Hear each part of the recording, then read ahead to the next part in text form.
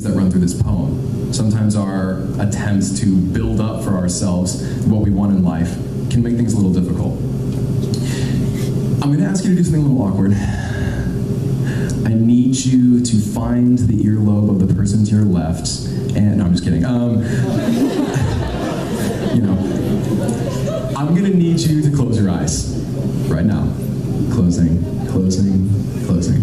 This poem, the first half, begins with their eyes closed, and the narrator hears and he feels, but he doesn't see.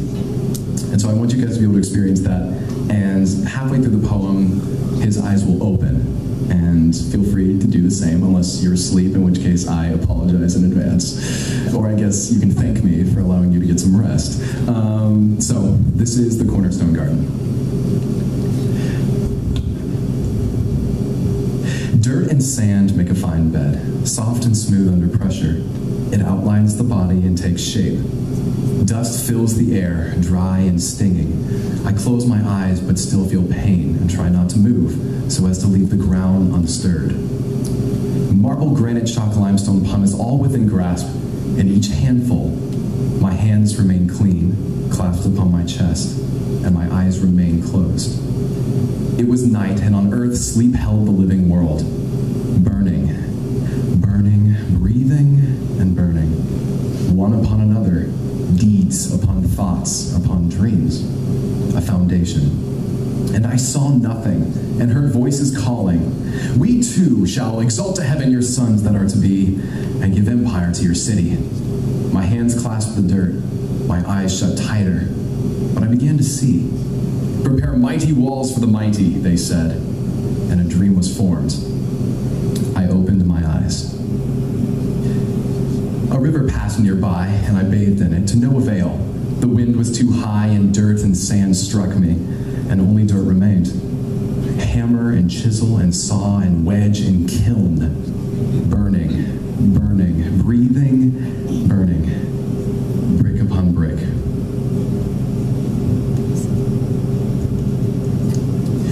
Outline its body and it takes shape, a great wall, to defend, to contain, to protect, to praise. What fine work is this, and to whom? The observer marks the form, but not the former, the deed, but not the dream. Examine its foundation, inspect its brickwork thoroughly. Is not even the core of the brick structure of kiln-fired brick, and did not the 7 sages themselves lay out its plan? Or did I? The wall offers cool shade, but no comfort, for it is but one of 4. 1 league city, 1 league palm gardens, 1 league lowlands it would enclose. That was the thought, so I kept working. The city dwellers gather, the gardeners gather, the shepherds gather, hammer and chisel and saw and wedge and kiln in hand. They work with a fever to finish before nightfall. Come, let us make bricks and burn them thoroughly. Burning, burning, breathing, burning. Bricks in the kiln, kiln on the rock, rock under sun. Burning, burning, breathing, burning. It loses shape. It abandons thought and abandons the dream. And the Lord said, "Behold, the people are one, and they have all one language. And this they begin to do, and now nothing will be withheld from them, which they have imagined to do. Itse, o Kyrios, scatter them honali sobre la faz der ganzen erde ai une perstras roit gurod."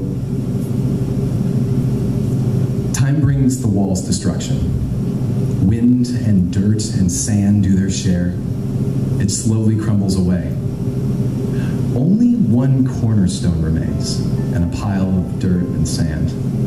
I close my eyes, but still feel the pain.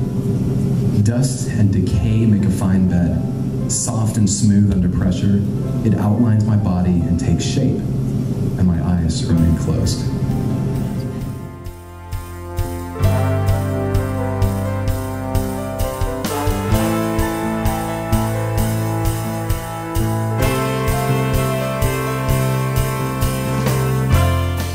So with this, if you picked up on any of the quotations, I'd be very impressed, but you heard excerpts from the Epic of Gilgamesh, the 6th chapter of Genesis, Dante's Inferno, and also the Aeneid. All of those represent stories of men in their lives that decided that they were going to build up for themselves their own glory.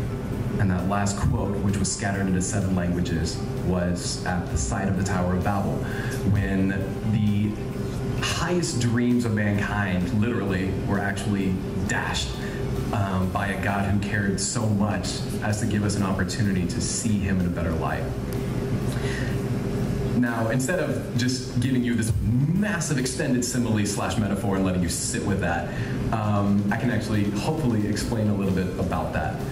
Whenever you have one cornerstone, when you have one solidified singular tower base, there are only a few options you get out of that. You get a tower, which you can use to search and explore and locate. You have a shrine, which is used to worship God. You have a landmark, which is used to mark a place in your life, geographically, physically, or chronologically, that God has worked within you. But when you begin adding more, say 4 walls, you're immediately defending something. That wall is meant to protect, guard, or safekeep something that you own. And hopefully this isn't stretching the analogy of the metaphor a little bit too deeply, but sometimes, instead of only allowing our own personal endeavors to worship God, we begin to build walls to protect ourselves, sometimes from people, but also to guard things that we treasure, that we respect, that we won't have a chance to really experience in heaven. And how ironic is that? And so the story, as it continues, involves the gathering of city dwellers, gardeners, and kiln makers, the ones that build the city. They come together, they work together, and they use their skills and their abilities and the tools God has given them to create something that allows them to hide from God. So when it comes to the application for this for life, what I like to say is the things that you build up using the gifts that God has given you can sometimes be exactly what takes you away from him. And so that is the intent of the poem, is to remind myself, and hopefully you guys, when you think of the cornerstone of any building, that as long as everything has the right reference point and the right intent, then you can be guaranteed that it will come to good use, that it won't return void.